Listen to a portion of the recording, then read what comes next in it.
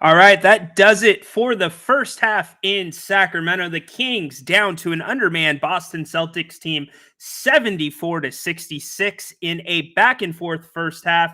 Kings with a huge first quarter, 41 points in the first quarter. But the second quarter, not as kind to Sacramento. Sacramento only scoring 25 and allowing Boston 36 in that second quarter, making for a 74-66 score here at the half. In just a moment, Jerry Reynolds will be joining us on the halftime show. I mean, not much to say here. Or I should say, not much to speak of other than the three-pointers. Story of the game so far, and for a Boston Celtics team that played last night in Golden State, in fact, went to overtime and lost, shooting a season-high 58 threes last night. The Celtics roll into town without Jason Tatum and put up a impressive 58.3% from the three-point line in the first half, 14-24. So they are well on their way to shooting the ball. As promised, the one and only Jerry Reynolds joins us here on the halftime show. Jerry, how's it going this evening? Well, good. I mean, obviously, it's an exciting game, just a marvelous three-point shooting, a lot of individual spectacular efforts. And, it's just probably going to be one of those things to who can get 3 or 4 minutes of stops and can turn this game around. But right now, both teams, I think, feeling very comfortable in their offense and just hoping for people to miss in their defense. Yeah, it's a great point, Jerry. Before you came on, I was talking about the Celtics three-point shooting as well. Phenomenal tonight from behind the three-point line, 58.3% in the first half. The Kings not shooting the ball bad from beyond the arc, 46.7% in the first half. Jerry, does it worry you that the Kings are down 8 points at halftime, yet they shot the three ball so well? Yeah, it really does because, clearly the Celtics, we know they're a quality team even without Tatum. I mean, they've proven that in the past, but the Kings, I thought, played offense honestly about as well as they could. And, but I think we saw the Celtics play offense as well as they could. And so now it's a matter of, the Kings have just simply got to make it a little tougher, drive those guys off the 3-point line a little better. I mean, certainly some of the players. I mean, there's no doubt that Brown and Drew Holiday can play off the dribble and make plays go into the basket, but the others are pretty much spot up guys. Yeah, Jerry, before tonight, I'm sure Kings fans had not heard of Derek White, but he's 5 of 6 from beyond the arc and shooting three ball at an incredible percentage this month and this year overall. What do the Kings need to do to slow him down in the second half? Well, take away the spot shot for sure. He's gotten a lot of those, but he is really playing almost at an all-star level. I think each year, he really played at San Antonio and was a good player there with DeJounte Murray, and they kind of broke that backcourt up. I'm not sure they're happy about that now, but Yeah. but White's one of those guys that's just gotten better and better, and a perfect fit on this team because he can play off Drew Holiday or Tatum or Brown, the guys that really do penetrate consistently well and make the open shot, or he can get it to the basket. But I think he's a key, as you pointed out. I think they have got to make sure they don't give him open looks. They've left him about 3 or 4 times already. Yeah, I was a little bit bothered by the amount of open three-pointers that you're giving a team on a second night of a back-to-back, especially a team that shoots the three that well. But speaking of the Kings and their offense, De'Aaron Fox, magnificent in the first half, slowed down a little bit in the second quarter there.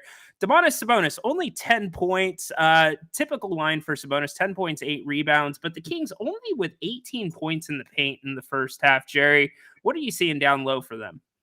Well, I think it's really a matter of the Kings not so much what Sabonis gets at the basket, but what others get going to the basket. Mm. You're just not seeing any drives to the rim or guys getting to the rim to draw fouls, things like that. So, Sabonis is kind of doing what Sabonis does, but we're just not seeing any.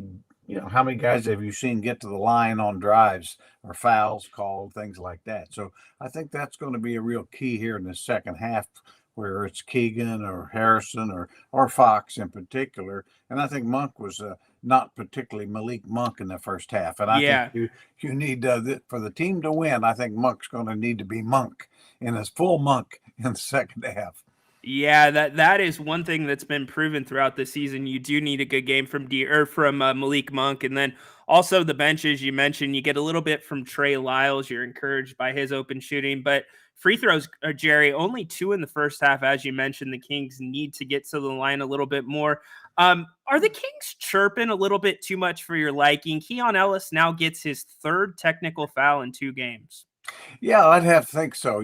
I mean, clearly rookies don't get, and especially unknown rookies don't get the same amount of pass by the referees. But I mean, he's got to learn. He's got to stop it. I mean, I can't say they were illegitimate. I wasn't there, couldn't hear what was said. So at some point, you got to say, well, there's been several different sets of officials call technicals on him, so it's on him, and he's got to get on top of that. Just play the game. Yeah, absolutely. The one and only Jerry Reynolds joining us here on Halftime. I'm Ryan in Sacktown. This is If You Don't Like That in the Halftime Show on Grant's channel. We'll be back, Grant and I, at the conclusion of the game for the post-game show. But if you like what you're seeing, give us a thumbs up and subscribe. Kings right now down 8 points in a back-and-forth first half, 74-66 against the Boston Celtics. Celtics playing last night, second night of a back-to-back without their stars. And speaking of stars, Keegan Murray, who has been playing extremely well as of late. Jerry, it looked like he has a mismatch at times with Jalen Green, and it looks like opportunities are there for Keegan. Do you expect the Kings to go to him a little bit more here in this second half? Yeah, I would hope so. And I think with Keegan, too, they're doing a pretty good job of covering him up on the threes, but I think they could, get him cutting to the basket, posting him up a little bit, or throwing it over the top, things of that. And of course, Keegan, I'd like to see him continue to drive the ball to the basket. I mean, something we talked about earlier. Kings have got to get to the line. Yeah. If they're going to win this game, they've got to find a way to get 10, 12 free throws here in the second half. Yeah, they do, Jerry. And one stat that we always look at and Grant always looks at is assist turnovers. Kings in the first half, only 13 assists. However, turnovers low, 2 turnovers. So the Kings taking care of the ball. Usually that 2-1, 3-1 turnover ratio is the ingredient for a Kings victory. But what other keys, if you had to pick 2 of them, would you say the Kings need to accomplish in the second half to win this game? Well, I think it's just going to be a matter of the Kings really need to keep running and pressing, and really, this should be a tired team. The second half should be the Kings. They're a fresher team, so do that, and again, continue to take care of the ball, but also put some pressure on the Celtics so they'll turn it over a little bit. Great point. I mean, they have been playing very comfortably, way too comfortable. Great point. You look at the Celtics production right now, you look at their big 3, all in double digits. Porzingis 10 points, Drew Holiday 11 points, and Jaylen Brown with 13 points. But you got to think that's a quiet first half from those 3 guys for a Boston team that's up 8 points in Sacramento right now. Yeah, scary because, Brown can go for big numbers. I mean, Holiday's kind of doing what Holiday always does, just a complete player. He's kind of there. Sabonis. But Porzingis, one thing I'd say about him is, basically he's not going to drive you. So why are you giving him threes? Get up into him. It's not like he's going to put the ball on the deck and get to the basket. So they've given him a couple of nice, comfortable looks out there, and that's what he wants. It is what he wants, and I think the Kings, as you mentioned, they have some areas where they have or they have positive matchups and the ability to be physical. But it's funny to see Neemias Queta doing what he's doing in the first half against the Kings, considering he is a product of the Sacramento Kings system, and he was on this roster as recently as training camp. Yeah, it really is. And last night he played extremely well against the Warriors. I watched that game, and of course, due to injuries and different things, he's getting the opportunity. And I thought, as I think most Kings fans, with Queta, you could keep him. He's certainly an NBA player. He's proven that. He's getting his chance to prove that. But here with Lynn and JaVale McGee and Trey Lyles, probably wouldn't have got the same chance. So, but we're you got to be happy for the guy. He did everything he could do to prove he belonged. Yeah, absolutely, Jerry. And I think it proves it's a great example of guys that might not be a good fit in this Sacramento system, but can flourish in other systems. And few of them on the roster now that we've talked about. But Jerry Reynolds joining us here on the halftime show for just a few more minutes.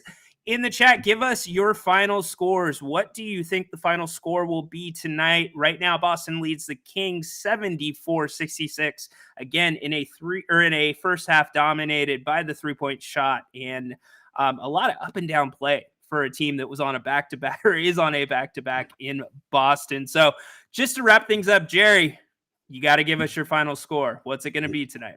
133 Kings, 130 Boston. Going to take some shot making, some running, and run these guys. Get those legs even more tired. They got to be tired. So run them. They've got to be tired. Run them. And the Kings got the guys to do that. They've got fresh legs on the bench. So, Jerry, thank you so much for joining me. I'm sorry you didn't have to look at Grant or you didn't get to see your partner here on the halftime show today. Well, I'll check him out in the post game. So you guys, hopefully, you have a happy post game, and we'll see Grant's lovely face later on. I appreciate it, Jerry. Thank you so much, as always. The one and only Jerry Reynolds joining us here on the halftime show. He's the best. You really can't get any better than Jerry. One area I do want to actually add on really quick that we didn't touch on: rebounds. The Kings, the Boston Celtics, one of the best rebounding teams in the league. We talked about that on the pregame show.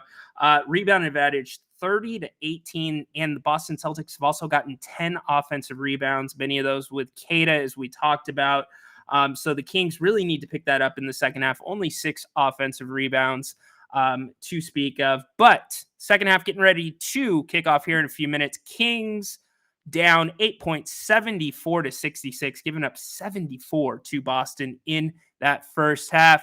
Hey, got some exciting news for you guys. If you didn't hear, the new Grant Napier merchandise is available on ifyoudon'tlikethat.com/shop.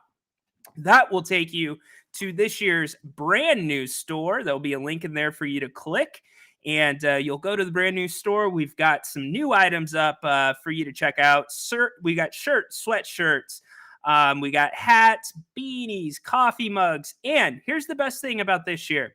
We've taken it out of our hands. We have a third party handling it. So any customer service issues, shipping, payment, all out of our hands. That's through the third party. But it allows us to also take feedback from you. So if there's any items you think you would like to see on the site as merch, let us know, and we might be able to work with you. So go check it out, grantnapier.com, or if you don't like that.com/shop, you can find that there. And as always, I have to remind you about one of our favorite spots, Bennett's West Side Grill in the Blue Oaks Town Center in Rockland. Go check out Bennett's. Many of you have been there before, but if you haven't, prime cuts of steak, amazing seafood, and a menu that's got a little bit of something for everyone. And they've got some awesome specials too. Prime rib on the weekends, weekend brunch, and also weekend mimosa specials and happy hour throughout the week. So go check out Bennett's. Also locations in Roseville and off of Howe and Fair Oaks. Bennett's West Side Grill. Go to Bennett's restaurants.com for more information. We appreciate you being here for the halftime show. Don't forget that Grant and I will be right back here after the game to wrap up a very important night for Sacramento. I mean, this is one of those 3 big home games on this stand that this Kings team needs to grab. And you think about getting this one and then having the back 2 you ensure 4-2 on the home stand. Jerry thought 4-2 would be a good record, but I think the Kings got to get greedy and hopefully go 5-1, 6-0. That would be great. But we will see 24 minutes of basketball still to play in Sacramento. And again, we appreciate you being here. We'll get to so many more of your comments on the post-game show. But for now, we are going to wrap up. Don't forget to join us again after the game. Grant and I will wrap things up for you here on If You Don't